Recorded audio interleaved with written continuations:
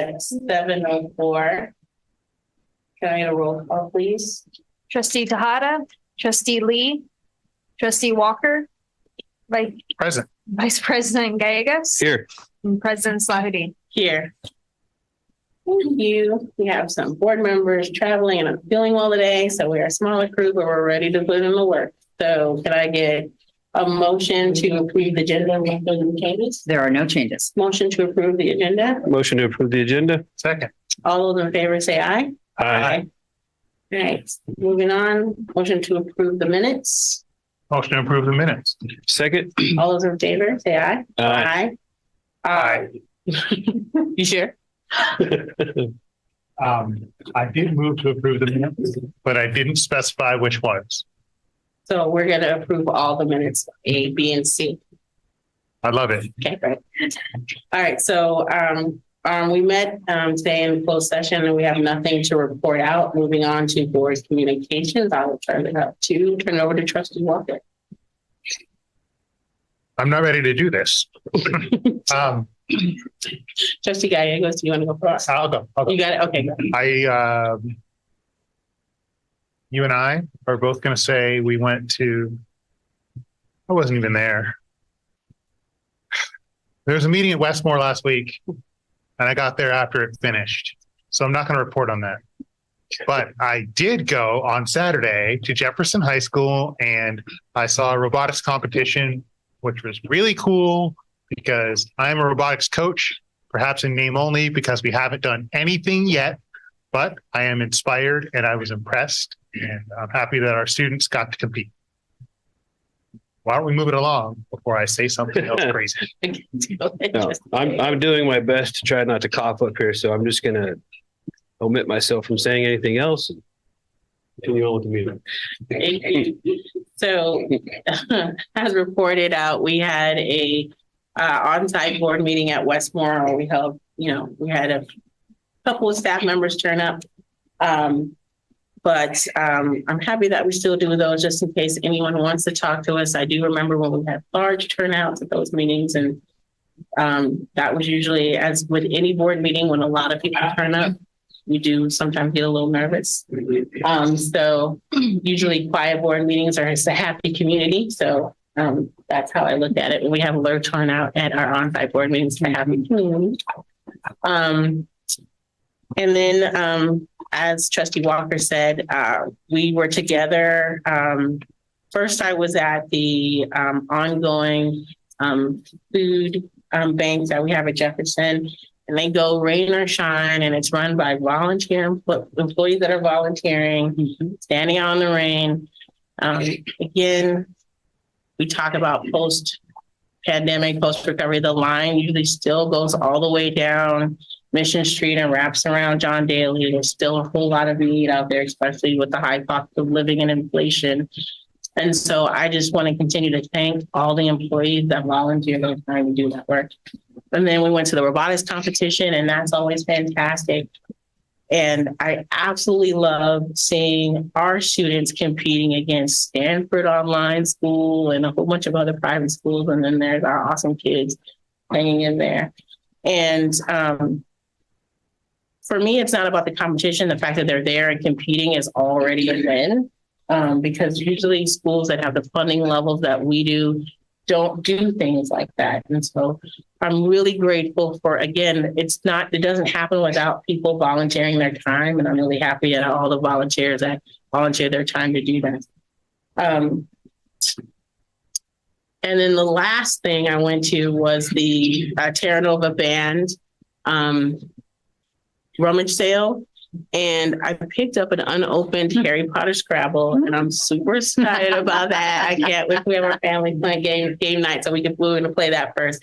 So again, our school district is not, any school district has a great community base that helps and supports them, and so that was just a really good example of how we're supported by so many different community members, and I'm very grateful. So with that, I will turn it over to our superintendent. That's that for their report. Okay, thank you so much. So I too was at the Westmore site board meeting, and I just want to echo President Salahudin's sentiments when I say it's nice in one way when it's a low turnout, because it means that people aren't upset.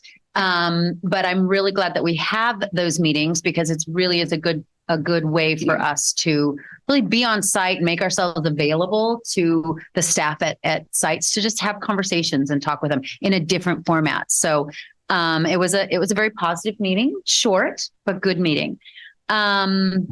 There was a lot going on in our district this weekend as well. So as was mentioned, the turnover rummage sale, I saw posted online, and Heike at Jefferson said, you should have popped into Mission Fusion practice. So it was just a reminder that any given day and any given Saturday, there's so many things going on in our district that we may not even all realize are happening. So grateful to all of the people who give their time to that. And then finally, I just want to take a moment and two of our board members are not here tonight. I'm sorry. We will have to maybe do this again when they're here. But this is School Board Appreciation Month. And so the school board members are going to leave tonight with this, framed print saying, thank you to our JUHSD trustees, School Board Appreciation Month for January 2024, and a backpack, a little tiny backpack. Thank you, Austin Warden, our Director of Communications, who puts these beautiful acknowledgements together.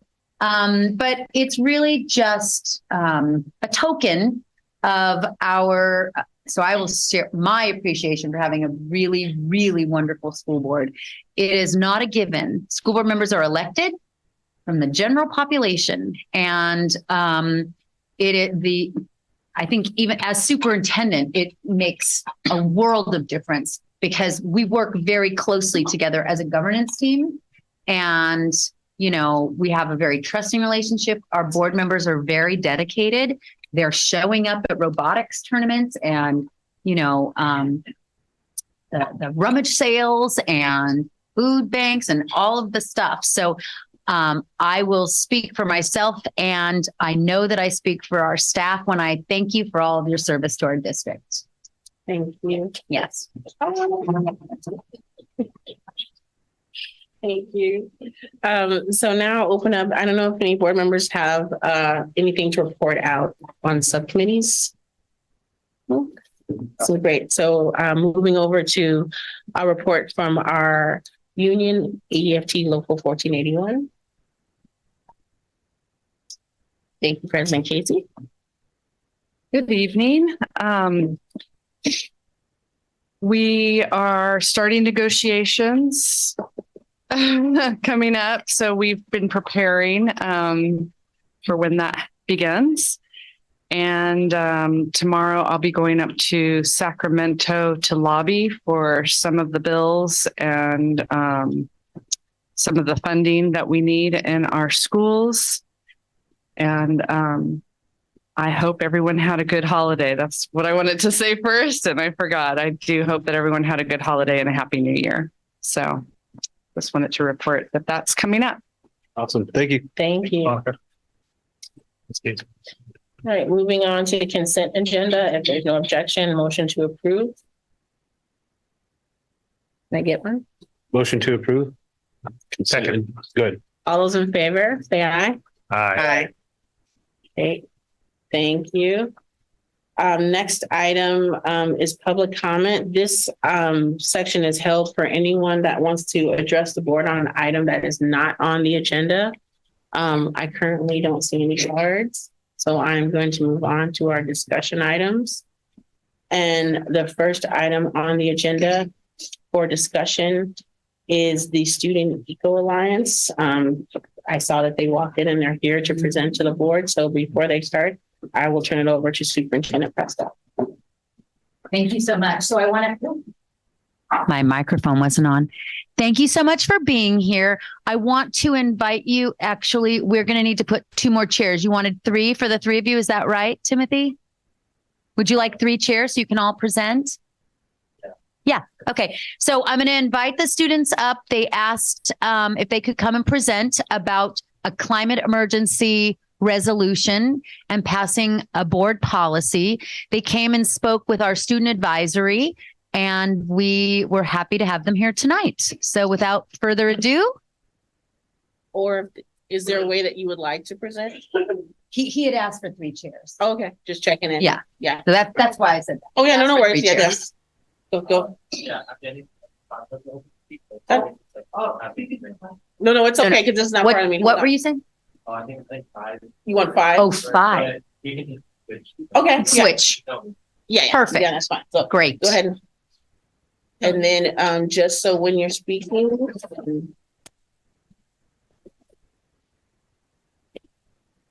Yeah, just talk slow and loud.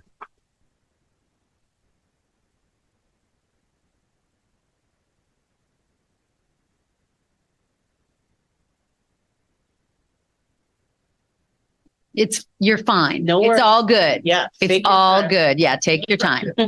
Great.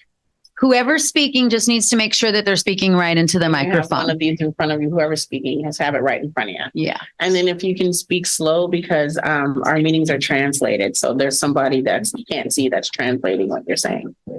And if you want to advance your own slides, Chelsea, do you want to show them what to do? Is that what you're trying to do? Yeah. Yeah. Okay. All right. Welcome. Good evening, everyone, and thank you for having us today. I'm Timothy, a junior at Summit Shasta High School, co-president of the Summit Shasta Environment Club, and founder and leader of the Student Eco Alliance. The C is a youth-led network of environmental clubs from nearly every school in the Jefferson district, working collaboratively to promote sustainability and amplify awareness of climate justice. Our presentation today is about our advocacy for the passage of our climate emergency resolution and BP 3510, the Green School Operations Board Policy.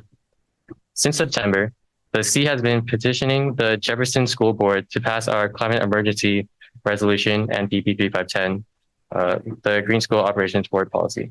A sincere thank you to the 430 students, teachers, and community members who have signed our petition, the many school clubs who have expressed support and participated in our outreach, and the many local nonprofits who have also pledged support for our petition. The C's resolution calls upon the Jefferson School Board of Trustees to recognize the urgent need for climate emergency in the district. Emphasizing the collaborative spirit of these efforts, the resolution calls on the board to establish a sustainability committee inclusive of stakeholders at every level in the district. This committee is envisioned as a dedicated body tasked with meticulous planning and oversight to reduce greenhouse gas emissions and minimize the ecological footprint of all schools. Starting with a comprehensive baseline assessment of district utilities, the committee we hope for the committee to craft viable recommendations aligned with policy guidelines from the K-12 Climate Action Commission for the school board to take and to change the district operations. Our second document, BP 3510, outlines crucial regulations and geared towards embedding environmental accountability into our district's operations, with modifications made to address the needs of our time. Our recommendations span diverse strategies encompassing all areas of operations. Additionally, the policy also proposes improvements to the food service program and introduces a district-wide environmental and climate literacy initiative. Acknowledging the varied nature of these recommendations, however, we recognize that some may pose challenges for the board to take now. And so we are open to constructive dialogue and compromise. However, we must reiterate that we believe this policy is an essential step to ensuring the well-being of our community and environment as climate change becomes a more pressing issue for time. So I'm now going to pass it off to our member Matea to speak about the pressing impact of climate change. Hello, everyone. I am Matea Kava. Hello again. I am Matea Kava. I'm a junior and the public relations officer from Westmore High School's Environmental Action Club. And I would like to give a brief summary of the climate change and the impact on a global scale. Climate change is a long-term shift in temperature and weather patterns and is currently unfolding.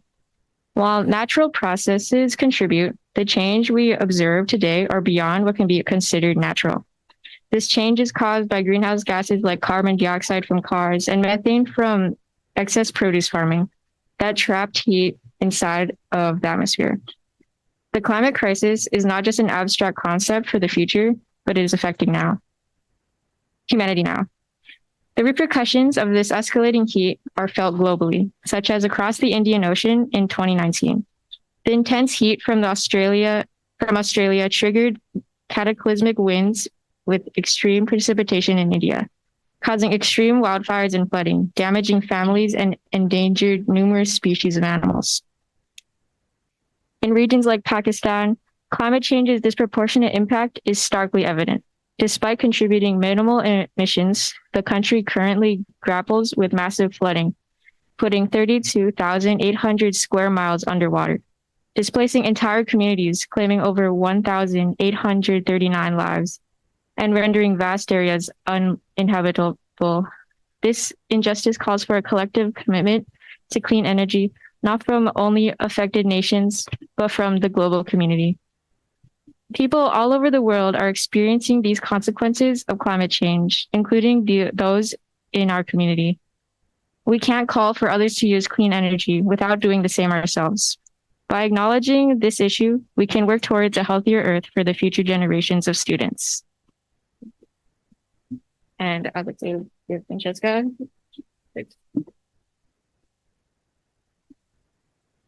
Hi, my name is Francesca, and I'm a leader at Jefferson's environmental club, Grizzlies Go Green. And here I'll be talking about the consequences of climate change to us in the Bay Area and California locally. Last January brought a crisis to our community. The Bay Area struggled with severe flooding and prolonged blackouts that exceeded 72 hours in vulnerable areas. The relentless heavy rain and extreme winds from atmospheric rivers wreaked havoc, leading to the closure of schools across San Mateo County. Fallen trees, power lines, and flooded roads pose substantial dangers, leaving homes and educational institutions in the dark.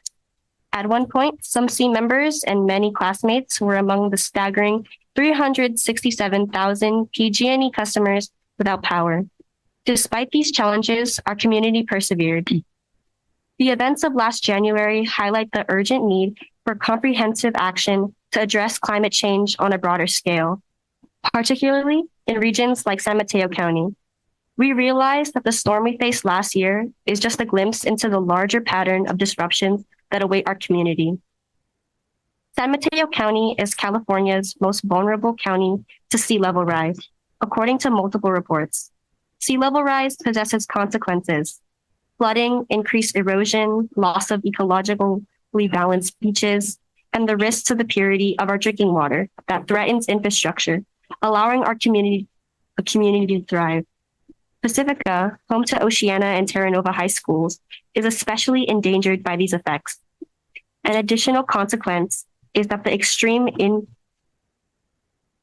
increase in extreme weather exacerbates the already present ramifications of decreased student learning and overall sense of well-being that is fundamental to a thriving school community.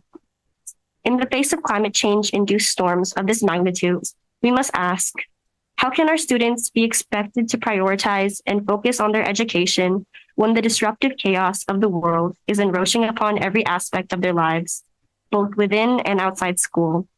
In light of these pressing challenges, it is imperative that we, as a community and educational institution, take decisive action to mitigate the impacts of climate change.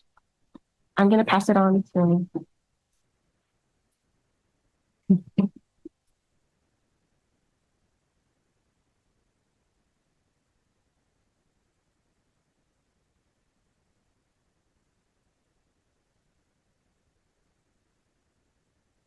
My name is Christina Absejo, a student from Westmore and an officer from our Environmental Action Club. I'll be discussing climate change and student learning. I believe that as a student who didn't know much about my surroundings and the environment before, I can speak from experience and be an advocate for students who aren't as educated on the environment as others may be. However, I feel that is what makes me qualified to speak out about students and their education on climate change, environmental literacy, and such. After joining the Environmental Action Club, I learned more and grew a deeper connection to the environment. I want all students to have the same chance to become more exposed to the climate crisis, to acknowledge that we need to do something about it. Environmental literacy is crucial as it empowers individuals to comprehend and navigate the complex challenges posed by climate change. Environmental literacy can be defined as the knowledge surrounding the interdependencies between the environment and social and economic systems, as well as the skills to work toward solutions to environmental problems. Environmental literacy is crucial as it empowers individuals to comprehend and navigate the complex challenges posed by climate change. Last week, we surveyed 118 JUHSD students on their thoughts about environmental literacy. When asked about their most recent exposure to environmental literacy in school, many students struggled to recall, with some mentioning the last instance was during elementary or middle school. In our slide, we feature real student responses, which reflect an alarming portion of students who have received little to no impactful environmental literacy in high school. We also asked about the frequency of environmental or climate change related lessons in their classes. Approximately 62% responded with occasionally, which we labeled as 1 to 2 times a year. 13% reported 5 to 10 times a year, and only 2 students indicated more than 10 times annually. Interestingly, 23% stated that they never had such lessons taught to them in school. Approaching the survey's end, we asked students to rate their agreement with the statement. Inquiring about their primary sources of information on climate change, 74 cited social media, 15% mentioned school, and the remainder cited a mix of personal research, friends, and family. Given the prevalence of online misinformation, it becomes evident that students need to place greater reliance on credible sources, especially our teachers, who play a pivotal role in shaping our knowledge as we transition into adulthood. Approaching the survey's end, we asked students to rate their agreement with the following statement. More environment-related lessons should be taught at school, and to rate it on a scale of 1 to 5. Impressively, 98.3% agreed, with 79.7% specifically endorsing a score of 4 and above. This overwhelming consensus highlights students' strong interest in delving deeper into environmental topics, an interest not consistently met by current educational offerings. We strongly advocate for stronger integration of environmental education across subjects. Students should have the opportunity for well-rounded education on the critical issues surrounding climate crisis within our schools. The survey reveals a strong student desire for increased environmental education, coinciding with recent legislation emphasizing climate change education. California's AB 285, passed last October, mandates schools to teach the place of humans in ecological systems, the causes and effects of climate change, and the methods to mitigate and adapt to climate change by the 2024 to 25 school year. Schools, as frontline players in addressing the climate crisis, bear the responsibility to inform and empower students to be part of the rest of the solution. This initiative is not merely about compliance, but is deeply rooted in our shared values as a community. Hello, my name is Cherish. I am a junior at Westmore and I'm a part of the Environmental Action Club there. And I would like to point out how our initiative aligns with very many of the district's core values. For example, the district claims to be student-centered, and considering how the climate crisis impacts on students, particularly with climate anxiety, it should offer outlets for reliefs and collaboration with groups like us at the Student Eco Alliance. In terms of equity, acknowledging that the youth and marginalized communities are highly vulnerable to climate change is crucial, which requires proactive measures to address both environmental concerns and the well-being of our youth. Alongside this, we should also encourage more climate-aware students to suggest initiatives with equity, fostering collaboration and proactive solutions to environmental challenges. For example, a more climate aware student can suggest projects that encourage students to take eco-friendly modes of transportation to school. Because otherwise, without a policy really in place that brings more awareness to climate change, the majority of the students will remain silent about the ongoing crisis. Lastly, we also acknowledge diversity as a Jefferson Union High School District core value. With diversity, we must also understand the role of diverse perspectives in collectively addressing environmental challenges to benefit our entire community. As a Westmore student, I'm always reminded to be an upstander, and I think that the district should also lead by example with this by passing the board policy and declaring a climate emergency.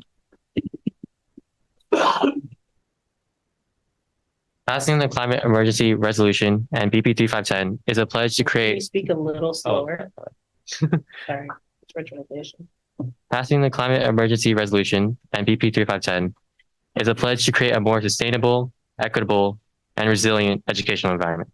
It's an investment in our students' future, ensuring they thrive academically and contribute meaningfully to a world facing climate challenges.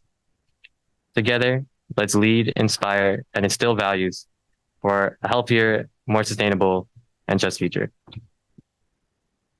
Thank you. Okay, so opening Thank up you. for any questions?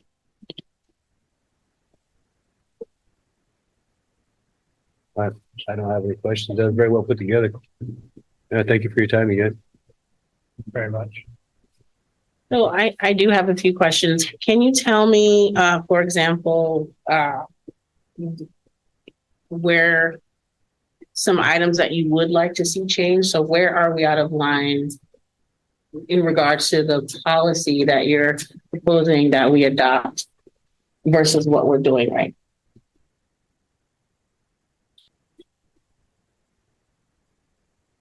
So what I wanted to share was, for example, number one is environmental literacy. I think that more students should really be just more aware because even like we're in high school, like for example, I'm in AP Bio and like environmental issues aren't really talked about in that class as much, even though it's like a biology, like science class, which I think should like just in classes in general, I think it should be talked about more like in science classes and social studies classes. Like we can relate climate change a lot to the Industrial Revolution. And so it can really be thought even in history classes.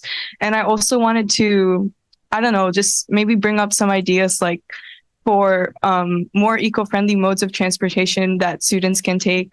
I mean, a lot of the students that go to like Westmore or Jefferson, obviously they live closer there, but maybe we can build more bike racks or just like find ways to encourage students to take more friendly modes of transportation. Cause I know for my school, there's just like one bike rack with like 5 or like 7 places to like put a bike or a scooter in there. So. Anyone else? No. And then one of the other questions I had was around changes to the food policy. I know it says organic and unprocessed, and that's a whole other discussion, but did you have any particular recommendations or it's just what was in the board policy?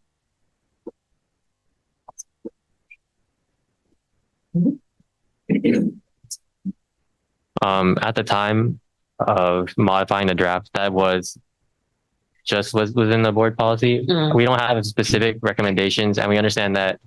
We understood as we wrote that is like probably one of the more difficult of the policies to abide by. I know, speaking with my administrators at Summit Shasta, because I understand it's managed by some public schools, that it's difficult to find like food services that would like fulfill that. Yeah, I think another big issue that we kind of have like talked about though with food waste is that the food services often create a lot of waste. Like there's a lot of use of disposable plastics, like single-use plastics.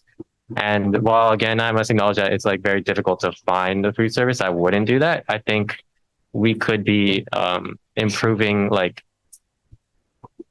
campaigns for like school culture to discourage like waste like that, like having like share tables, for example, which I believe is at a number of our schools already, but encouraging people to like bring their own food if they can. Like I know a lot of people do bring food, but then it's oftentimes does also create waste. So if people are already bringing food to school, we could encourage them to bring more reusable like utensils and containers and stuff like that. But again, also I know it's a difficult issue to talk about, as like a lot of people rely on the preschool lunch, and you can't just tell them to not like eat that. So.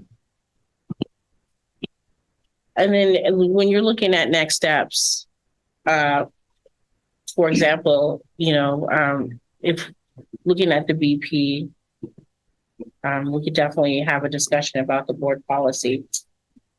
Were there any other next steps outside of just the BP and the resolution? And so, and particularly what you were doing, like a lot of this is part of the advisory committee. Would you all be willing to, because one of the hardest things we have to do when we form committees is finding people to actually be on the committee. And so, are you guys all joining the committee if we were to have one of these as an advisory committee? Yeah, I think that many of our members would be interested in joining that committee if it was made open to like students' input. Okay. Did you have any questions, Superintendent Presta? I don't have questions, but I have comments. So I just want to thank you. I think it was actually you guys and maybe some different students who came to student advisory to meet with the student trustees earlier this year. And you made a really great presentation there. And I think you outdid yourself tonight. You have more slides and more information tonight. And I think that's really great. So I want to thank you. And I want to thank you for your, what's the right word? Persistence, reaching out and then making sure that checking in to see on the progress at student advisory, the student trustees thought this was a worthy cause and agreed with it. And we decided to start working on the drafts. We haven't brought them to the full board. And so your group said, hey, can we present? And so I want to give you a compliment for keeping at it and, adopting resolutions, adopting board policies, especially, I think even more than a resolution, that sort of codifies that it's in the morals of the school district, that we're saying this is something that we're going to be living by. So, and I personally, agree that this is a very worthwhile topic and something that we should all be focusing on. So, I want to really just basically give you compliments and thank you for coming out tonight and for your preparation. And it's a rainy night, the ceiling's leaking and we've got drips in here. So you guys ventured out on a rainy night. So I just want to thank you. We're dealing with our own climate emergency. Yeah, we are. Yeah. And so I just want to echo Superintendent Presta's statements. Thank you so much for taking the time and initiative to bring this forward. And I'm looking forward to this because you're not the first students to do this. Our student advisory, because it changes, that's the whole purpose, is to have kids graduate and move on. There's not a core group to keep the initiative going. So for example, at Jefferson, we had the Grizzly Go Green. They had a really strong environmental program there. And then students graduate, they move out and there's no body to keep something sustained. And also to ensure that we're doing, is every site doing a certain stand? And so I think it would be great to have an advisory committee to the board to help us and talk to us about things that we could do and recommend. And looking to talk to the rest of the board about possibly doing that in the future. But I also want to say, as someone who's been on this board a while, change is hard and it takes a while. It's slow. Yeah. And so when I joined the board, there was a lot of things that I wanted to see change for my kids, and they ended up getting changed, but for other people's kids. That I was able to bring about those changes, and a lot of students are benefiting them. Just my own kids weren't the ones that able to see it. So I think it's a good thing that we need to start having these serious discussions, and we need to start talking about what's happening to our earth. And it's no point of getting kids through education and having them graduate if there's no earth for them to function on. So we do need to get serious about this. And how do we balance that out with, like you said, what we can do everything that we can do now? There's low hanging fruit that we can pull and put into place now. And then what can we work towards in the future? And I think having a group that's dedicated to looking at that would be fantastic. So thank you for starting this conversation. I hope to continue the conversation with you soon. So we'll be in communication. We'll be in communication. Thank you. Thank you. Thank you as well. Other questions for us? Nope. Okay, so let's get you home. All right. Thank you. Thank you so much. Get home safely. Thank you very much.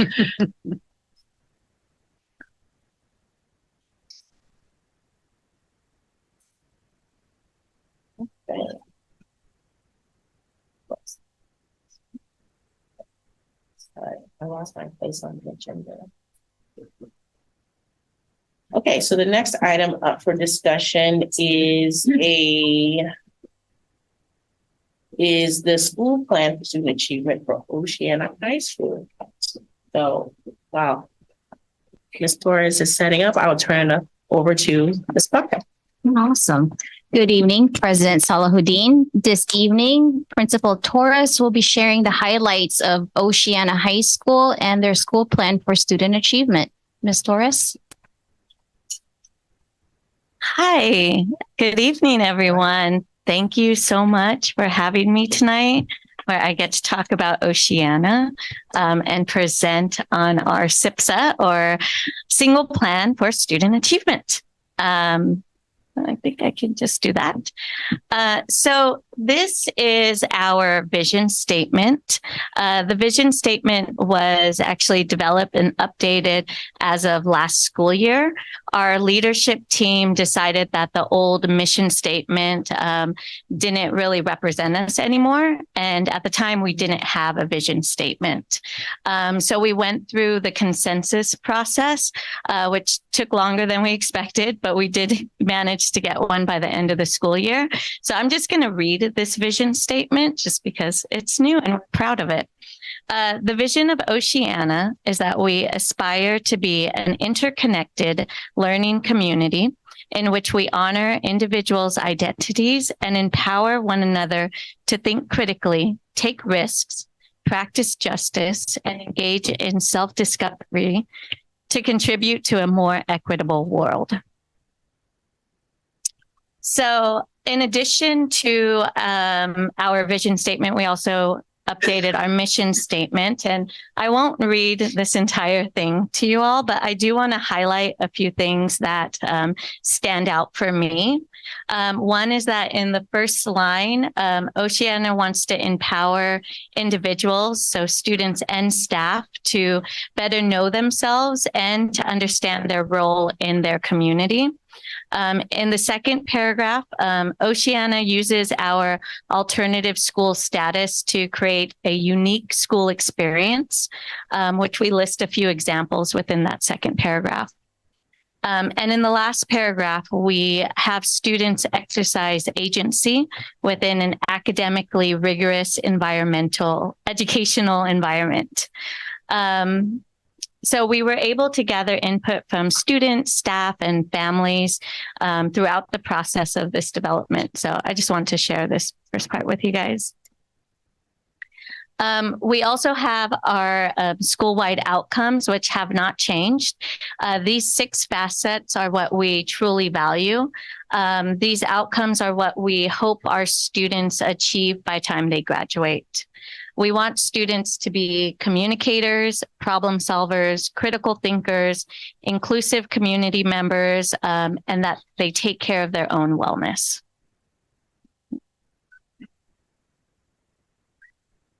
So just to share a few highlights of Oceana, as you just saw, we developed a new vision and mission. Every school year, our certificated staff members have an overnight retreat. And this last year's retreat, we focused on our new vision and mission. A small committee developed 24 hours where we examined our vision and mission, taking a look at what we already do and how that aligns to our vision and mission, and taking a look at what else we can do. In addition, Vice Principal Nozick did the same activity on a smaller scale with our parent organization that went really well. And it was great to see the families working with the vision and mission and thinking, and they provided their input of what we are already doing and what we could improve. Another highlight has to do with senior exhibition. In the last few years, we've had all of our general education students complete the senior exhibition. We also moved our Saturday support to after school this school year. It provided students more opportunity to attend, and we were able to get more staff to staff it. As for CASP, our students with disabilities who met or exceeded standards on ELA increased. I also wanted to highlight the professional development that we've been doing.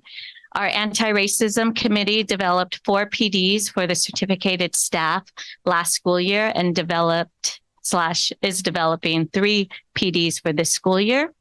The committee also started a book club, which goes on to this school year as well. And our instructional coaches is developing PD around our instructional focus, which is the learning experience at Oceana is student-centered, which comes straight from our new mission. Lastly, our extracurriculars are thriving. A few highlights is that BSLU hosted Trunk and Treat for the first time this school year, which was really fun. We have an active cheer club performing at rallies and sports games, and our mock trial made it to semifinals for the county competition last school year. Quick question. Yeah. What are PDs? Oh, great. PDs is professional development. Oh, what it says. It's just, okay. Yeah. I wasn't sure what that meant. Oh, no, Just wanna make sorry. sure. And the other thing, what is a BSLU? Oh, that's want to get the letters right. Black Student Latino, It's BLSU. BSLU. I think it's Black Latin. Black, yes, yes. Oh. Black Latin Student. Gotcha. Yeah, I did it High five. backwards. Sorry. Sorry about that. Okay. Thank you. Sorry. Thanks.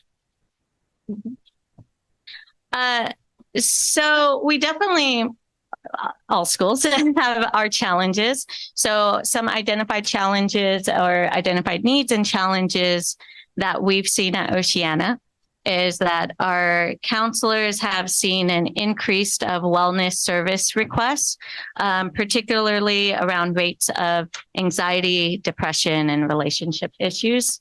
Our math proficiency and CAST scores still seem to be an identified need, particularly within our Latinx students and students with disabilities. Lastly, our administration team changed again this school year as we welcomed a new administrator. As always, when leadership changes, it requires an adjustment period for everyone. So for this school year, we've made some changes to our goals from last school year, but we didn't make major changes. The reason behind this is that we're in a WASC year, which means we're completing a self-study and an action plan. The leadership team realized that our WASC action plan and our SIPSA goals weren't aligned. So our goals this coming year is that when our WASC action plan is done, we can align our SIPSA goals to the WASC goals, to the WASC action plans. That will be done in March. So it's kind of we're interested in seeing what comes up from our self-study. But this year's goals are to increase A through G requirements while decreasing D's and F's.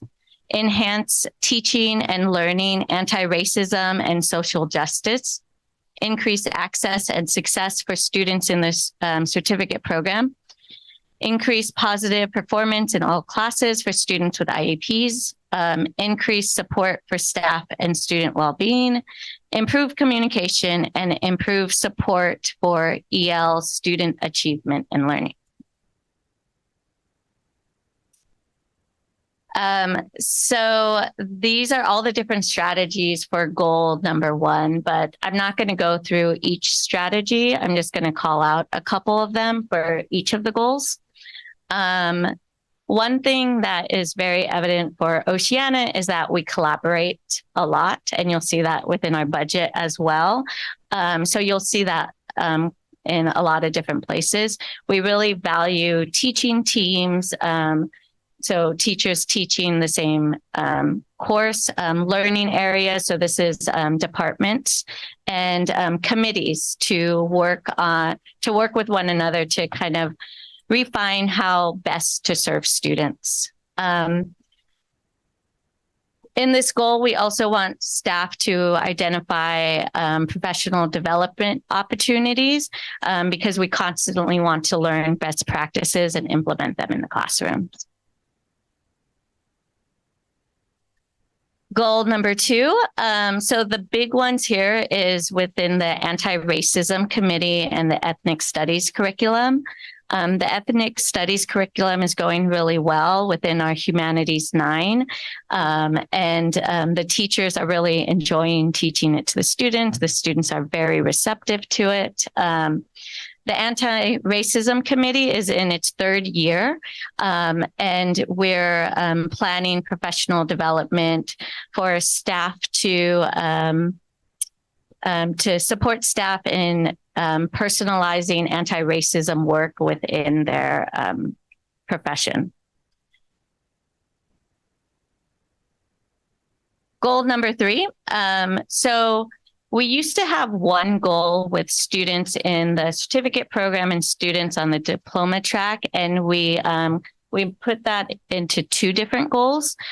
So this goal is specifically about students in the certificate program. And we're still figuring out the best way to measure this goal and the best strategies that can really support this goal. For this year, we're trying to really utilize our paraprofessionals because they're with this population the most. So goal 4 is about positive performance in all classes for students with IEPs. We're focusing in on our co-taught classes to support access, and we obviously want those to continue because they're very successful. We also want to earmark money for paraprofessionals to work with teachers to support students.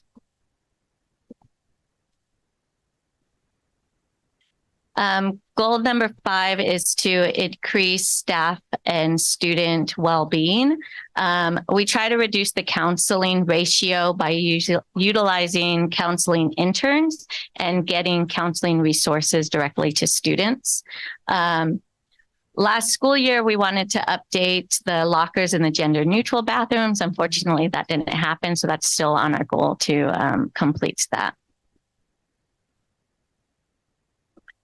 And communication is obviously very important. So we will be increasing awareness of community events to staff, families, and students.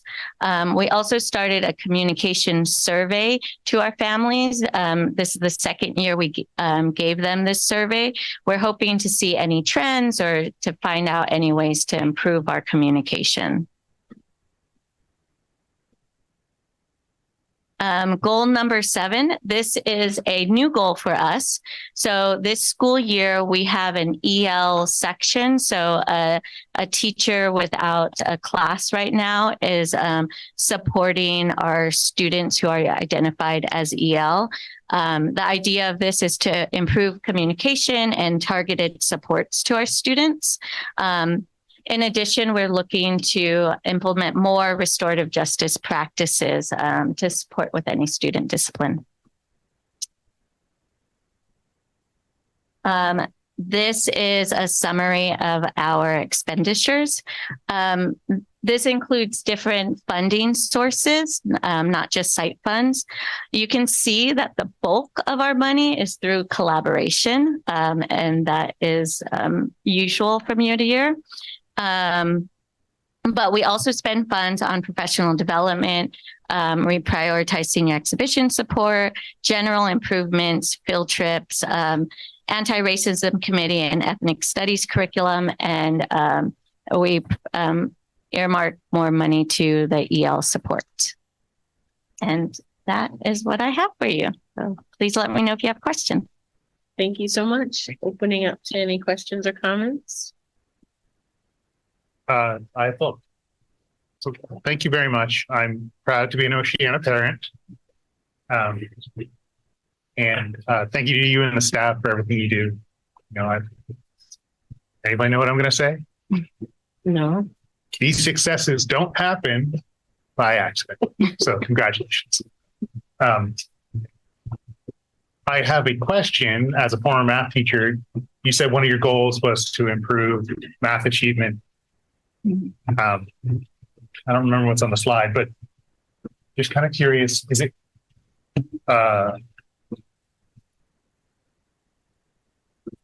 want to ask you how it's going to happen, and I want to give you multiple choice. Is it an idea of throwing more people at the problem, or is it kind of redefining the problem, or? Yeah, I would. So I'm really interested in how our self-study goes, so we can analyze it a little bit more thoughtfully, and kind of develop a like really strategic plan to support it. Like we're trying to do things right now, like getting in tutoring. We implemented flex time, and it has been supporting the D's and F's, but it didn't. Our CAS scores didn't move, and we're trying some stuff with CAS as well. We're curious about if it was like test fatigue, because we always have students do the ELA first and then the math. So we're switching that this year. I don't know if that's going to help a little bit or not. So kind of all of the above, yeah, I'm really interested in, because right now the WASC, what's great about WASC is everyone's involved. So we get lots of brains on the problem. So I'm really interested what our staff comes up with as an action plan. And I have a specific question about something from before. It used to be that there was I think it's 24/7 tutoring, online tutoring option. Is that still an option? Yeah, paper. That is still an option that we, communicate to students through who need that additional need. But I think we can advertise it a little bit more. I just hope that some students use it more frequently than others. Thank you, Ms. Torres. I don't have any questions, but I always do appreciate all the effort that goes into these, CISPA presentations and helping us understand what your guys' action items are and how you're going about doing that. And a lot of it still sounds foreign to me because I'm still kind of new to this, but I'm kind of getting a grasp on, how you guys are going about your, busy daily lives, trying to figure out how to improve the quality of education at your schools. And I appreciate that. Thank you. Thank you. So I have a question that was triggered by Sharet's question, which was our trustee Walker's question, which I don't invalidate CAS data because we need data from everywhere, but I also try to look at data from everywhere. So does it correlate with the percentage of students that are actually hitting or completing a college level math course? And that you don't need to, if you don't have the answer to that, that's fine, because I just thought of it right now.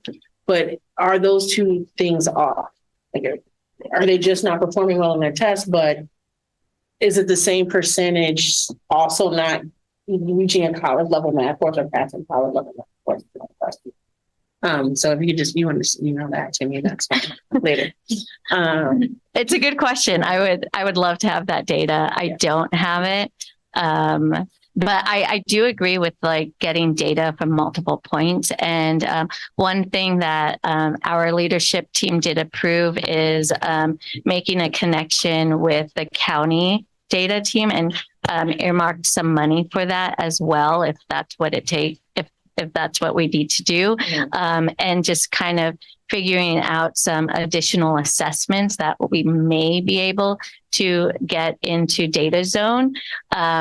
That's still a work in progress as we kind of figure out from our teachers what common assessments are we using. And so they just created a thought process. And I know one of the things we're looking at is a deeper dive into A to G. I personally hold more in the A to G rate than I do in the CAS rate, which we're going to get into with the dashboard, just because it is the standards and everything are designed by our own staff who know our community and our teachers better. So getting more information on those rates and breaking down A to G, because we normally get it in a chunk, like, did they do A to G? But is the math part of A to G holding up people reaching A to G? And looking more into that. Karina already probably knows, but no, their A through G rate is fairly high. So there might be an anomaly for the CAS for Oceana in 2023. There are several circumstances that I can share in the weekly recap. Okay. And so the only reason I bring it up is I don't want too much correction, et cetera, that we're going to do for something that's really not helping them after they leave. Yeah. You know what I mean? Like that data point, excuse me, hopefully that didn't. That data point is an important data point because other people care about it. But so that makes me care about it, but it is not the end all be all. So I don't want us to throw a whole bunch of resources about something. That was the first thing. The second thing is have we asked the students about the test and how they feel about it and if there's any issues around them and just getting that info.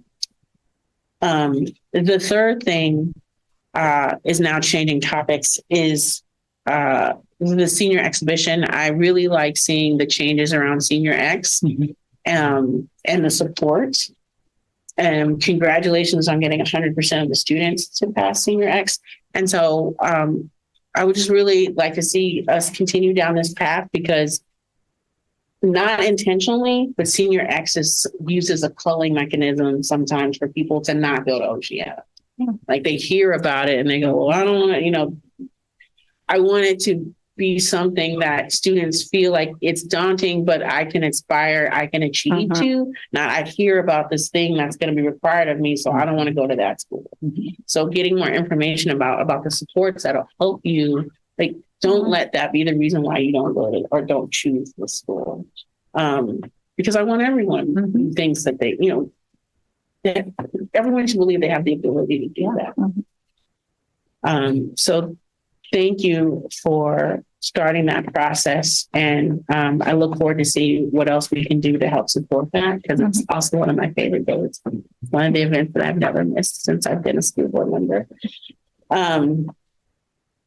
And then the last thing I wanted to talk about is Oceana really started started on the equity journey for the district. So I'm just excited to see how you continue to grow. I'm glad that you have an ERG group for students, and I'm hoping to see that can continue to grow and develop. And just to hear more about it, because there are at Jefferson, there is a Black Student Union as well. There's other schools have different types, but just looking at, I'm hoping that as a district, we can look at ways to support that. And just hearing from schools and how well they're working and what we can do to help support them. Because I think,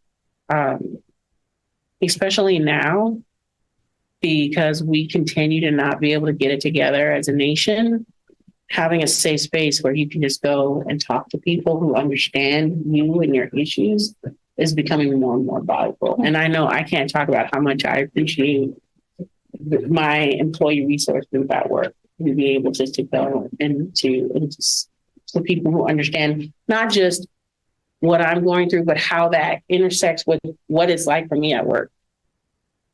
And then to hear from them, well, when I'm dealing with that particular issue, this is what I do.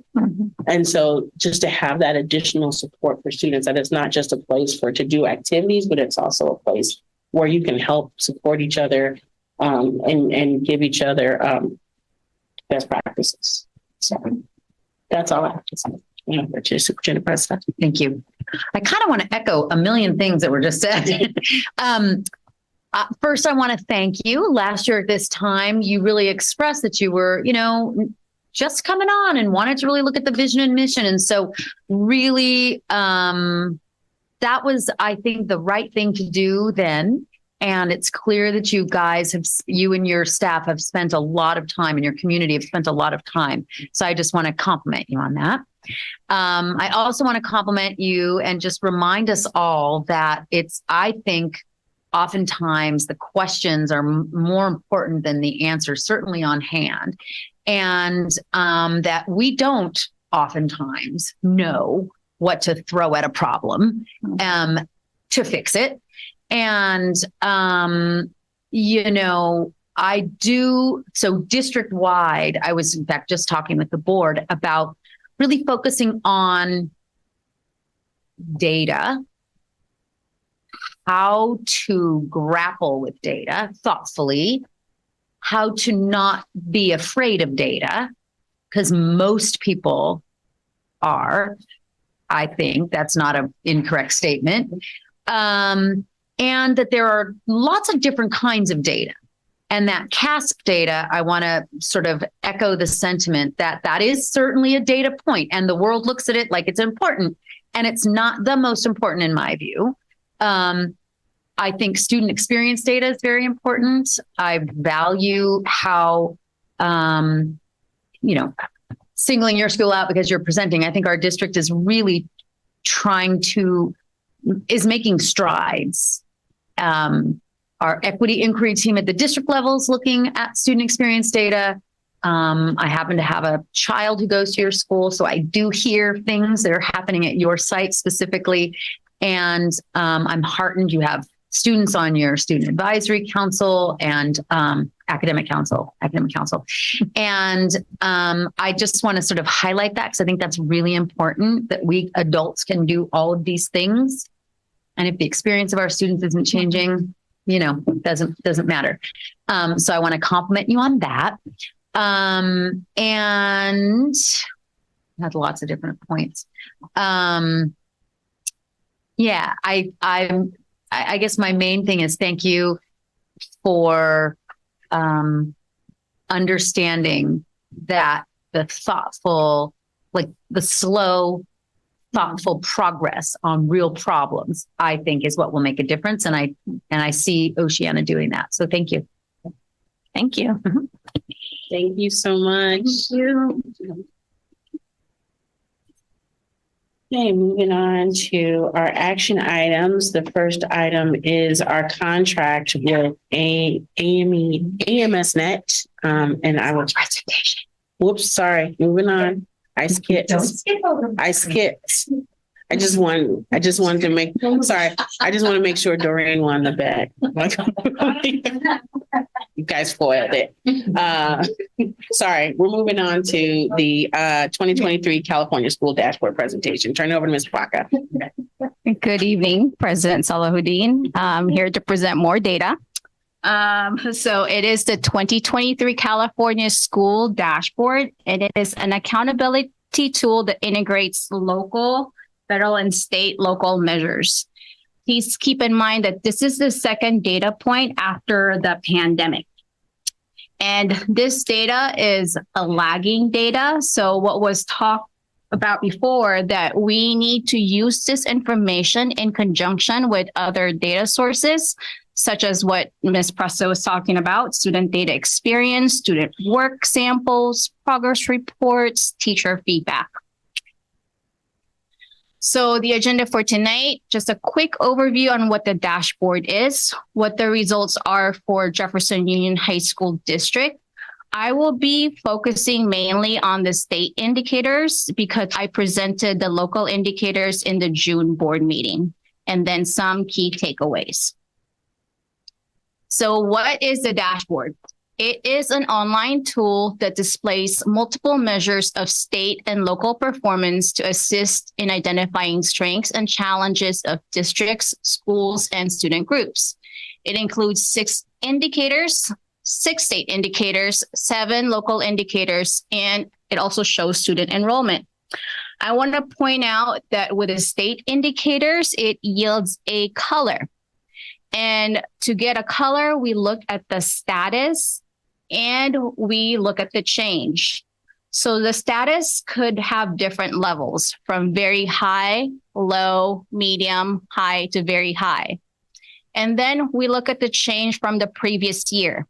Did we decline significantly, declined, maintained, increased, or increased significantly?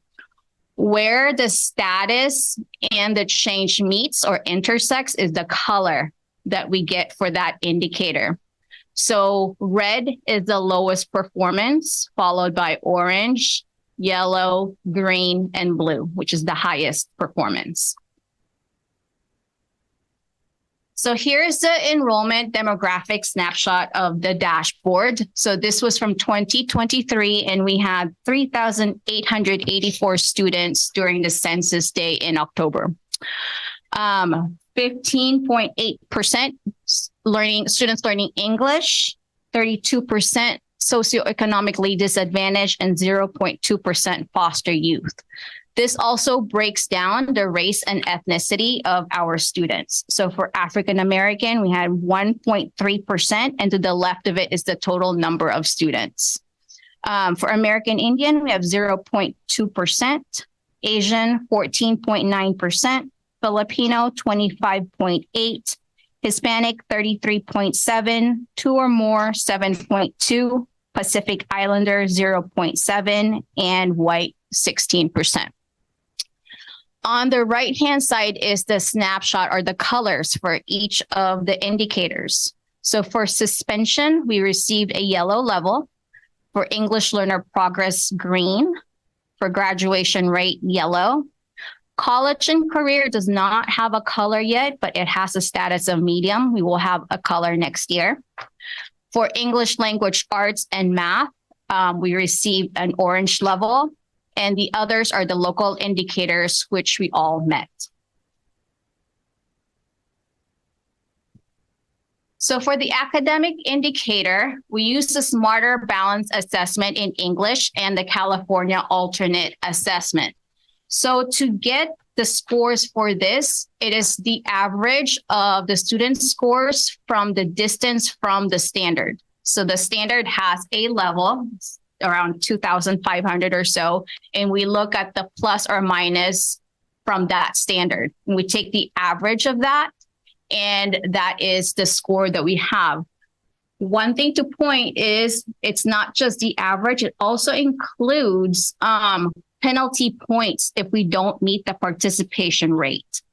And so the expectation of is that 95% of our students take the assessment, and we were at 94% last year, and we were below 6 students basically. So not very many points were taken off. But with that, we received an orange, which is 2.3 below the standard, and we declined by 18.7 points. In 2019, this is pre-pandemic, we were in yellow and we were 7.6 above standards. This also shows the breakdown per student group. So our English learners, Hispanic, socioeconomically disadvantaged, students with disabilities all received a red indicator or red color. Our white student group received orange. 2 or more races received yellow. Our Asian and Filipino received green, and no student groups were in the blue level. So you can see there are other student groups with no performance level, and that's because we need at least 30 students or above for them to receive a performance color. If we have between 11 and 29 students, they get a status, but not a color. Okay. I mean, it's just really quick. I mean, this was supposed to make it easier for parents to understand this. And it's become extremely complicated. So, okay. It is one of the most complicated things Oh, to my calculate God. and understand. So same thing for, here's the English language arts placement by school. So I'm just going to explain really quickly, like the status and the change. So as I had mentioned, we were 2.3 points below the standard. So they create like a different range for that. So 2.3 is the status of low. And we declined significantly because it was 18.7 points. So where the low and the decline significantly intersected, that's the color that we receive. So each indicator has a 5x5 table. Each of them has its own range of percentage points. And it's not easy, quite complicated. So district-wide, we're at orange. Terra Nova is at red. Jefferson High School is at blue, Westmore green, and Oceana at blue. For Jefferson, orange. Yeah. Same thing for the academic indicator, the math performance. We also use the Smarter Balance assessment and the California alternate assessment. Same color, orange. We were 78 points below the standard and we declined by 3.2 points. And fascinating enough, it's like the breakdown of the students is exactly the same as the one in English language arts. And in 2019, we were at yellow also, and it was 52.7 points below the standard. So that's the academic indicator. And this is how it's broken down by schools. So Terra Nova at yellow, Oceana, orange, Westmore, yellow, and Jefferson, yellow. Thornton is not part of this because they do not have significant numbers in order to qualify for this indicator. The next indicator is One second. Yeah. Oh, yes. See Oceana. I'm looking at the grid on my computer. I apologize. I don't see Oceana on here. What color? They're orange. They're right underneath where it says Jefferson Union High district placement. Oh, thank you. Okay, thank you. It's hidden. Yeah. Thank you. All right. So the next indicator is the English learner proficiency. For this indicator, we use the summative LPAC or the English language proficiency assessments for California. And all of our English learners take this assessment every year until they are reclassified. The exam has 4 levels, with 1 being the lowest and 4 being the highest. And the expectation is that students move up at least 1 level per year, or if they're at a 4, they maintain a 4. So with this, we have a green. Yay, that's exciting. 47.8% are making progress towards English language proficiency. That is an increase of 8.6%. And our participation rate was 95.3%. Also, one thing to highlight is that we are the only district in the San Mateo County with high school students that receive a green in this category. So kudos to Dr. Robinson and her team, because this is a beautiful thing. Okay. So this is the 5x5 placement by schools. We only have 2 schools that have significant numbers, which is Westmore High School and Jefferson High School. Westmore received an orange and Jefferson High School received a green. The next one is my favorite, probably the most complicated one, is the college and career. So the college and career indicator has 13 different ways for a student to meet this indicator. And in 2023, we received a medium level, which means 49.9% of our students out of the 1,018 were prepared. The state categorizes our class of 2023 into 3 buckets. They're either not prepared, approaching prepared, or prepared. Back in 2019, we had yellow and 44.8% of our students were prepared. Now let's go over all of the criteria on how to meet the college and career indicator. And note that a student can meet these indicators in multiple ways. So it's not just one way, they can meet it through all of them, basically. So the first one is college credit, which is really our dual enrollment. They need to complete 2 semesters, 3 quarters, or 3 trimesters with a C- or above. A student can meet it through meeting the UC CSU requirement or the A through G. But with that requirement, there's additional criteria that they have to meet. The additional criteria is not as rigorous as a standalone criteria. So that's the A through G requirement. A student can also meet it through Smarter Balanced Assessment. They need at least a 3 on both English and math. A student can meet it through career technical education, meaning that they have to take the capstone or the 2nd year level of a CTE class and get at least a C-, in addition to other criteria. Another way is through advanced placement exams. So if they get a 3 or above in at least 2 of the assessments, then they can meet this criteria. Another way is through international baccalaureate, and we don't have this program right now, so we don't have any students that would meet that. Other categories is the state seal of biliteracy. So if they qualify for the state seal and they get a 3 on the ELA Smarter Balance, they will be classified as ready for college and career. Another way is through leadership or military science, which we do not have. Registered pre-apprenticeship and non-registered pre-apprenticeship is fairly new. And what it is a formal agreement with an employer, and that employer needs to be registered to the state of California. And with that MOU, if they participate in that pre-apprenticeship program, then they could be tagged as ready.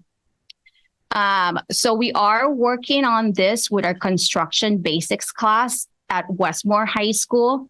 And we are working on an MOU with the Carpenters Union that once they finish the capstone course, their names will actually be placed in like the higher level of getting into the apprenticeship program. Non-registered is very similar, except that they do not register with the state of California. So it's just an agreement. Another way for students with IEP in the certificate program is through the transition classwork and work-based learning. So they can meet it through there. And the last 2 is just for continuation high school, Thornton High School, which is the non-registered pre-apprenticeship. And then also if they participate in a state or federal job program. So lots of ways to meet it, and it could be really, really complicated. So it's really important that we start tracking these ways of meeting college and career. So in 2023, how did the JUHSD met the prepared? So 508 of the 1,018 students were deemed prepared. Of the 508, 104 of them met it through the CTE pathway, or 20.5% of them. This is one of the biggest increase from 2019. This was a 13% increase. So again, thank you to Ms. Shreve for all of her work and our CTE teachers. And I could probably next year, this will even increase more. For Smarter Balance, 50.8% of the students met it through the Smarter Balance assessment. 15% met it through dual enrollment. That's the other one that I'm expecting to increase for next year. 24.6% met through the advanced placement test. 5.5% met it through the state seal of biliteracy. And the highest percentage where most of the students met the criteria was our A through G requirements, which was 83.1%. And all of the other ones, we're at 0% right now. So on this, I just have a comment. Like all of this makes complete sense to me, why this is in there. It's just, you can't make it make sense to a parent. Right? I mean, I think that's where the state is kind of falling down here. I appreciate these requirements because, there's all kind of data that shows of the testing for English and math at the college level is the thing that keeps a lot of students out of college. That they fail and they go on a remedial, and then if you're assigned a remedial, you're just pretty much guaranteed you're not going to graduate. And if you get at least a 3 on the smarter balance, you don't have to take that test. So I get why they're putting all these things together. Or if you get a higher score on your AP test, that takes anything you take away, you have to do on a college graduate. I'm trying to put all this into a number or color is kind of crazy. So I wish they would just say, we would like you to do these things instead of, you know what I mean? Yeah. Making me pour through all the technical guides. All of this and try to make sense out of it. And then so it can be put on a gauge for a parent to try to figure out, like putting all of this into one gauge is not really smart. So I think the dashboard is not great. I wish they would just kind of drop it. They're throwing too many things in there. But anyway, that's all I have to say. Yes. Thank you. Right. Academic engagement graduation rate is more straightforward. And this is the number of students who meet the traditional high school diploma, which means that if they left our district because they met the GED or the high school proficiency exam, or they received their diploma from the adult education, they do not count as graduates. And so with that, 89.7% of our students graduated, and that is a yellow, and we maintain as far as our change from the previous year. In 2019, 89.1% of our students graduate. So more or less, we pretty much remain the same. Here's the graduation rate from 2022 to 2023. As you can see, there is a slight increase. But when compared to the state of California, we are a little higher than the state of California. Yay. This is the graduation rate by student group. I just want to highlight a couple of subgroups that are doing well from 2019. So our students learning English, there was an 8.9 increase from before, from 2019. Also, I want to call out our homeless students. There was an increase of 22.8. So the graduation rate now was 89.5. And also our students with disability. So the graduation rate is still low, which is 68.9, but this was an increase of 13% from 2019.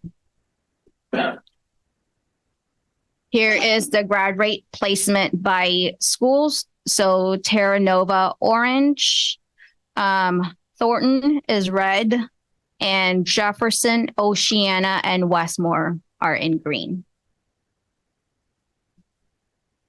For this one, we'll look at the suspension rate. So this is the rate of students who were suspended at least one day. And it is unduplicated, meaning that if a student had multiple suspensions, they only count once. So 3.7 of the students were suspended at least one day, were maintained from the previous year, which is a 0.3% change. And in 2019, we received a green, but our suspension rate was higher. That's because we declined significantly from the previous year. Last year, 2022 rate, it was 3.4%. And that is the student breakdown for our students. This is the suspension rate placement by school with Oceana and Westmore at orange, Terra Nova, yellow, Jefferson High School green, and Thornton High School green. This is a snapshot or a summary of how our student groups performed in each of the indicator. And I also clustered them in the different priorities. And I did that because to qualify for differentiated assistance, a student group has to get a red in at least 2 priorities. So if we look at this, the English, the math, and the EL progress, they're all academic indicators. So that only counts as 1. So even though our English learners right now got a red in English and a red in math, that's just, it only counts as 1 priority because it counts as a priority 4. So it's not the different criteria, but it's the priority.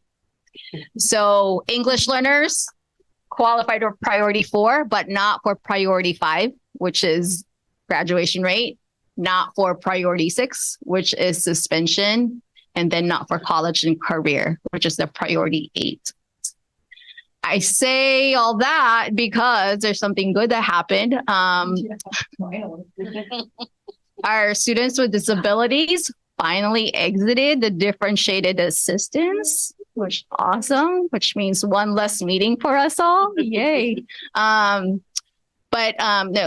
our directors of special education and our teachers have worked really hard in ensuring it's the graduation rate that had gone up for our students with disabilities. And that's the reason why we got out. For smarter balance, like, you know, I don't even know what to say, but that's good news. And some key takeaways, bright spots, we exited the differentiated assistance criteria, green in the English learner progress. We increased our college and career indicator from 2019 by 5.1%. And then we increased the grad rate for specific subgroups like students learning English, students with disabilities, and Hispanic and Latino students. Some areas of growth, again, you know, smarter balance, something to really look into, even though we're not really placing that much importance, but it is an area that we could look at. Something to also to monitor the suspension rate.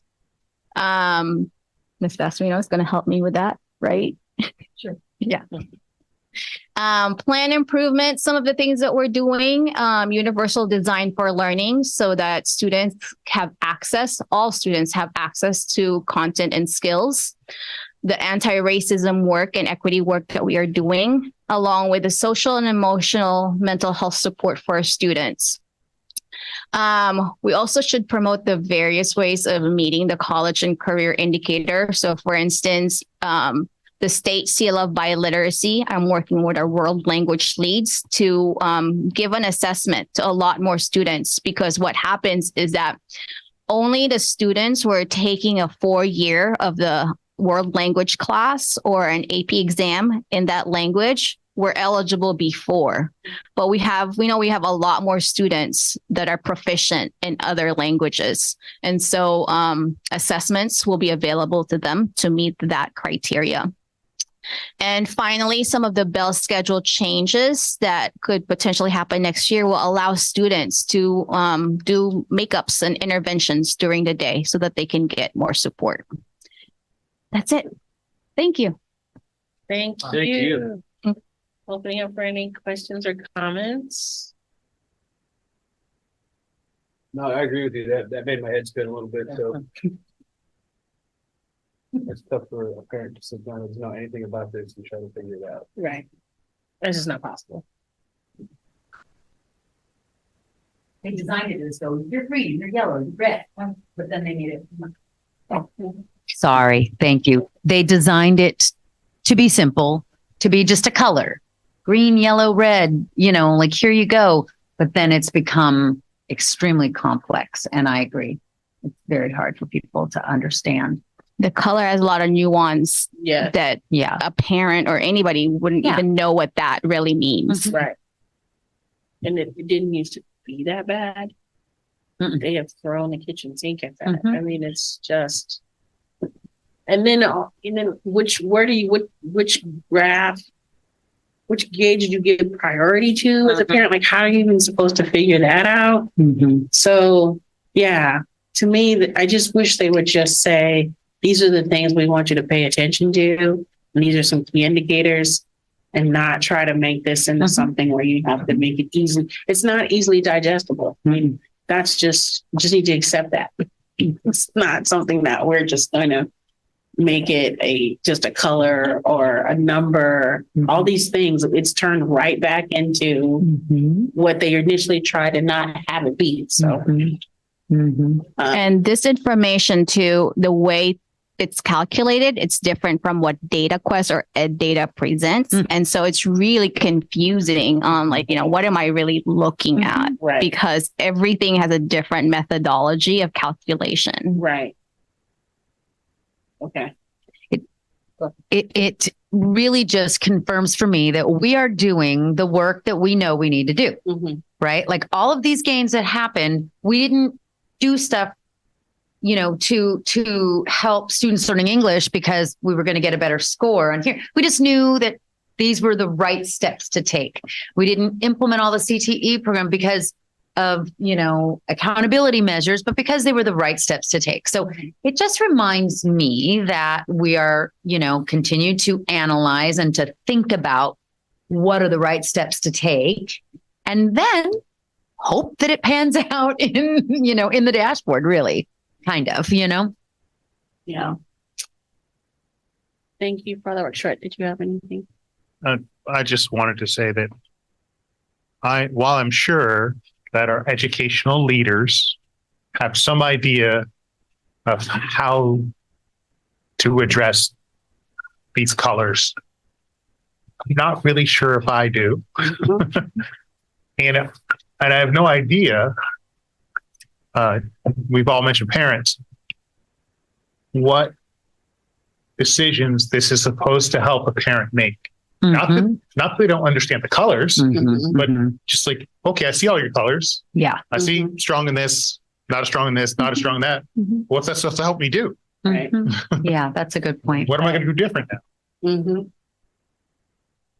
Exactly. So it's anyway. I guess that's restating kind of what you said, but my whole thing is I think that they get it, but then they look at it and say, what do I do now? Yeah. And I think it's hard to get, like, if you're looking at, for example, the readiness, it has so much in there. How would you know what that meant? It's so much a part of readiness. And then there was another one that had so much in there. Graduation was pretty simple. Like, did you graduate? But the other ones are really complex. So I think it may offer misinformation, or, before we used to get rated with numbers and it was like 600 to 800. And that was moved away from because it felt like it didn't give a full picture of what the school actually achieved. But now this has turned into that where we're getting reds and oranges, but it's due to certain things because they've added certain other things. They've added so much in there that it's hard to tell, like, did we actually serve our students by looking at that color? And I don't know if any parent by looking at would be able to tell if we're a good school district or not, which is supposed to be the whole point. Yeah, it's just really, it's a lot. I was confused. What is it? So thank you for trying to make sense of it for this podcast. I don't know if there's any other comments. No. All right. Thank you. Thank you. Thank you. Moving on to board policy update, BP 4258. employee security, turning it over to Ms. Beswino. Good evening. This policy is updated to include protective measures for any employee against whom violence or any threat of violence has occurred, including staff that may be victims of domestic violence. All right, so I don't know if there are any comments, questions. Nope. All right, moving on. We'll bring it back for action at the next meeting. Now we're moving on to the action items, and our first item is a contract with AMS.net, our district network and wireless equipment refresh, and turning it back over to Ms. Baca. Hello again. Director Meyer will be briefly sharing progress on where we are with our network and where we're going. And with that are 2 contracts that will need approval from you. Mr. Meyer? Thank you, Ms. Parker. Sure, I gave myself control. So my name's Jacob Meyer. I'm the Director of Information Technology here at the Jefferson Union High School District. Excuse me. So I am here tonight to go over, as Ms. Baca said, some of our recent progress that we're very proud of. And then I'll get to the 2 action items, and then we can talk about it. So our recent progress, the first thing I'm very proud of is moving our Synergy SIS student information system to the cloud. That was one of our 2023-24 LCAP goals. And the goal really was to protect our data. In my opinion, our student data is probably the most valuable thing that we have. The county hosts our financial data, so it's really, in my mind, our most important piece of data, and making the move to the cloud allows us to guarantee 99% uptime. If there's a natural disaster, our data is stored in redundant locations around the country. So we would have that data, like, unless something really bad happened. The next project that we tackled this summer was also moving our help desk to the cloud, which is also offsite. So if we've had some kind of a disaster, that data would be available, and we'd be able to, help staff or families out through the help desk system. As I mentioned, it's cloud-based. We're really unhappy with our old system because they got bought out, which is a continuing trend with technology companies, and the new company that bought them, they were no longer developing it, and we kept asking for, bug fixes and never got any progress with them. So we were due to move on. And then, if you don't mind, I'd like to move to the first action item, which is the summer 2024 E-rate network wireless refresh action item. This is also a 2023-24 LFAP goal. And then the why of it is investing in a network refresh is not just about fixing existing problems. It's about preparing your school district for a future where technology plays an even more central role in education. By ensuring a secure, reliable, and high-performance network, you can empower your students, teachers, and administrators to thrive in the digital age. This is just a really small portion of our network timeline. As you can see, we started with our first wireless access points in 2014. And we've kind of just been building this, if you think of it like a car, for, the last, 10 years. And, we did the scheduled maintenance to the car, and kind of got all the life that we can out of it. And the car's just old now. As you can see, we got our core switches, which is what runs the backbone of all of our data, wireless, all of our data systems. They were purchased in 2015. So I can say that we've squeezed about all the life that we can out of it. So the project goals are replacing aging network infrastructure. Our old system was 2 different systems, and then ironically, they ended up getting bought out by each other and then became the one system again. And through all of that, support really suffered. I mean, there were two local companies when we first started with them in 2015. And then as they got bought out, they moved out of the area and support really suffered. Probably our biggest pain point. We also want to get one unified system, with one manufacturer to be able to monitor and configure our wired and wireless network in one pane of glass to ease management. We're also expanding our outdoor wireless coverage to cover evacuation zones so that if we do have an emergency at the site, we would be able to have reliable access to Wi-Fi, which is now lacking, and add access points to other indoor areas not currently covered. An example of that would be Building J, the practice gym at Jefferson, never received any wireless coverage. So there are a couple areas like that. And we'd also like to secure Category 2 E-rate discounts. The project cost is $1,689,258,079 for all network switches, access points, installation services, maintenance contract, everything for the network to be paid from the tech bond. And then the potential E-rate discount is $356,937.50. And E-rate is a federal program that gives us discounts on our telecommunication infrastructure, and it's based off of our free and reduced student population. It's currently at 50%. And the next action item is the new district office and adult school network equipment purchase. The project goal to procure hardware ahead of the E-rate refresh progress, because we need to obviously get this infrastructure in place before the summer. So we want to have this as a separate purchase so that we can have, the district office hopefully ready network wise in May before we even start to think about moving. So to stay compliant with state, purchasing rules, we're going to leverage the Spur master contract that was approved by the board for use.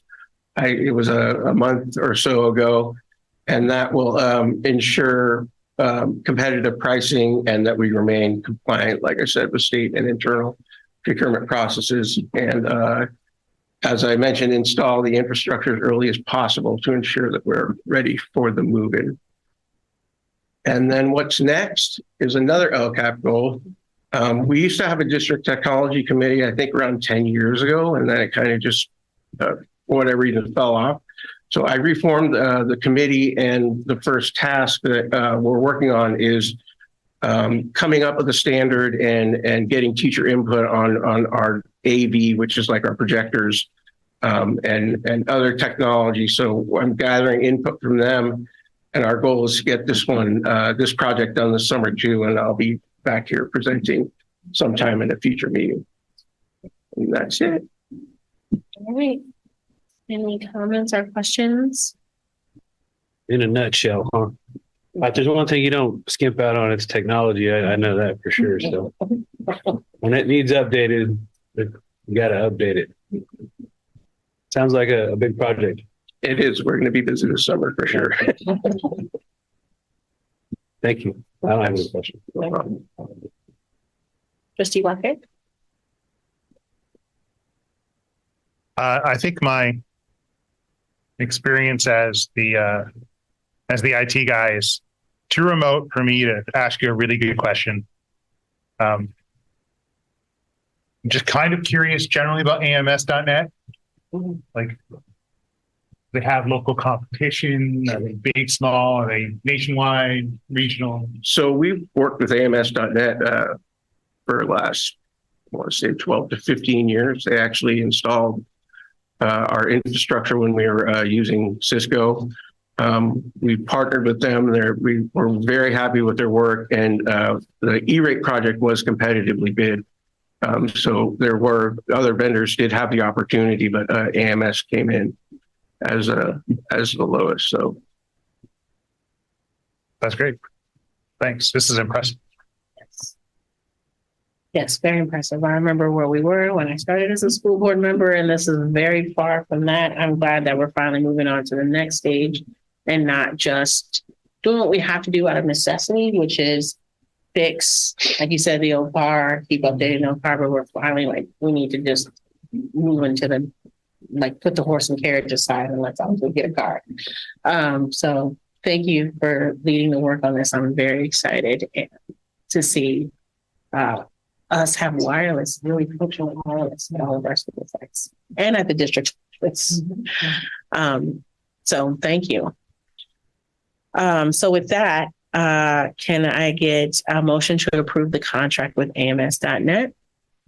Motion to approve the contract with AMS.net. Second. All in favor, say aye. Aye. Secondly, can I get a motion to purchase a network wireless equipment for the new DO adult school? Motion to purchase the new equipment for the new district office. Second. All those in favor, say aye. Aye. Okay, thank you. One second. Oh. So I also want to talk about a new status for you, which is engaged. And I just want to personally say congratulations to both you and Marcy. Thank you. I appreciate your comment on Facebook.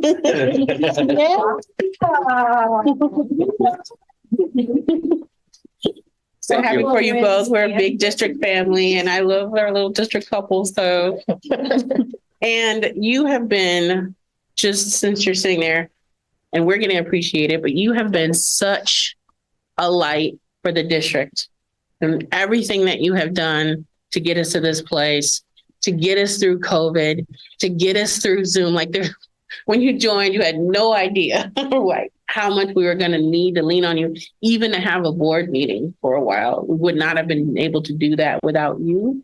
And I don't know, like, I definitely know before you, it wouldn't have happened. So I am so appreciative of all the work that you do for us. And I just want to take a moment to say Thank you for the kind words. I appreciate it.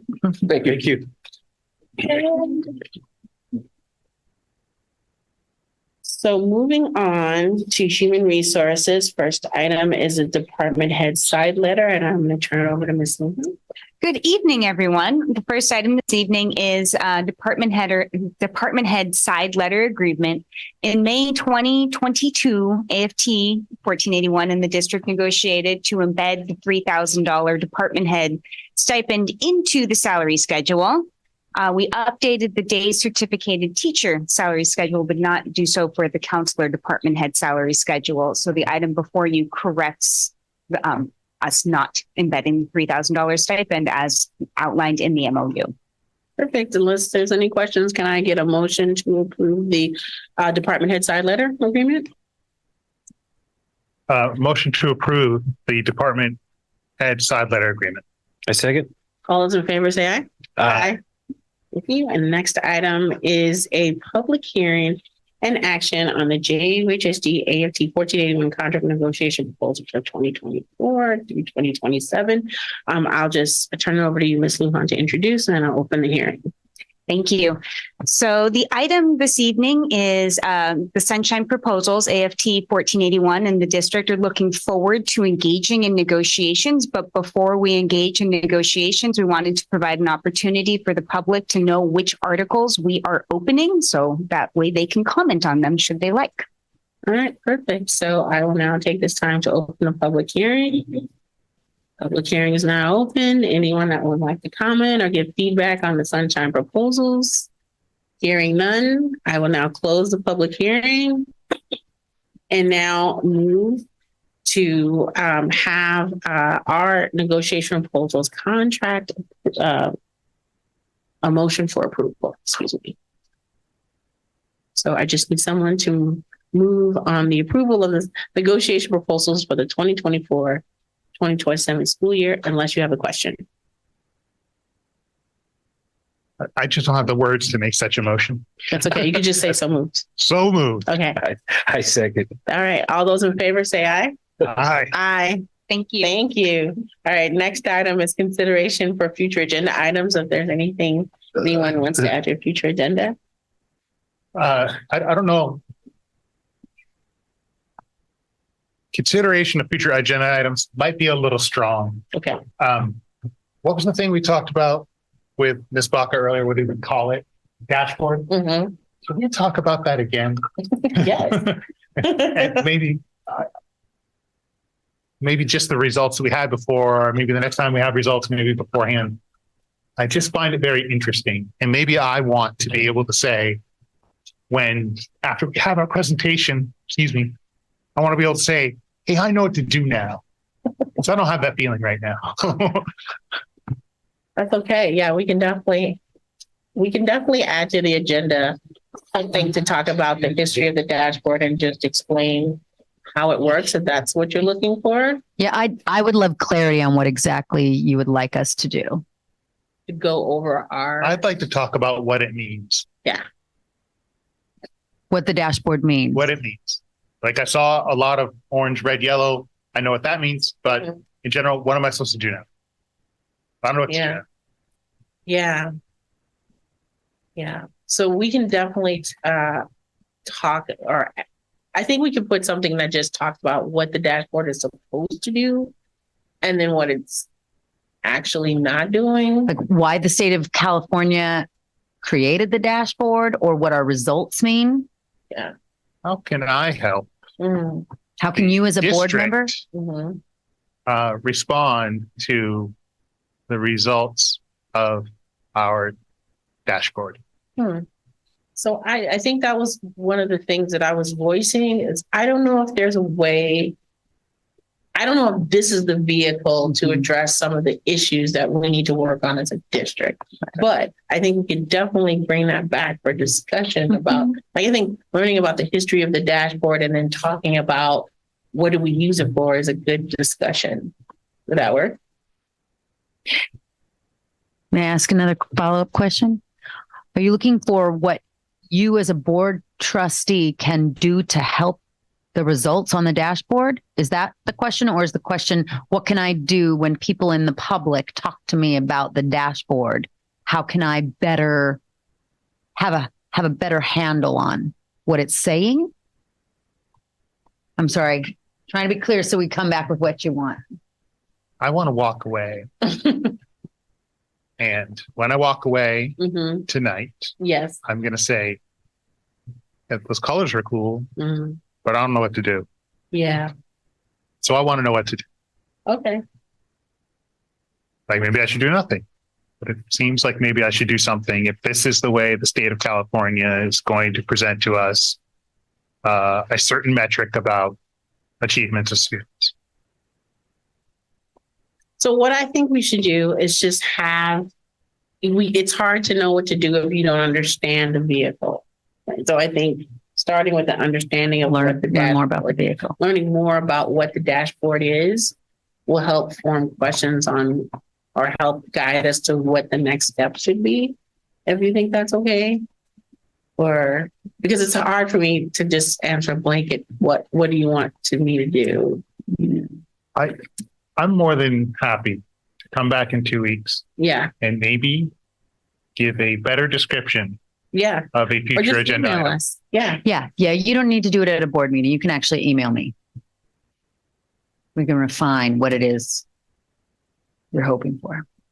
Yeah. And then the other thing, the invitation stands, we don't have to, like, we can meet one-on-one to have this discussion too, as well. But I leave it to you if you want to bring it back to an open board meeting, that's fine.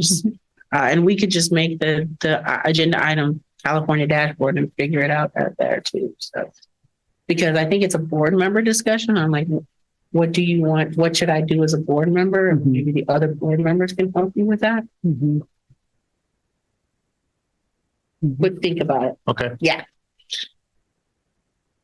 All right. Any other? The one thing that I had is that we're getting all of the reports from the school sites. I don't know if the schedule includes the adult schools and the transition. We're getting the reports from the getting the site plans from all the school sites. So we're getting it from. So I'm getting an update, which lets me know or understand more about what's happening at Oceana.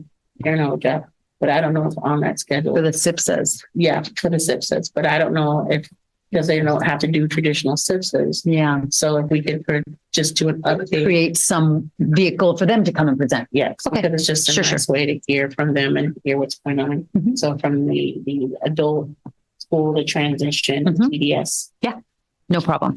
I think their vehicle should be yellow. There you go. No problem. We can add that. Thank you. Mhm. And unless there's anything else, motion to adjourn. Motion to adjourn. Second.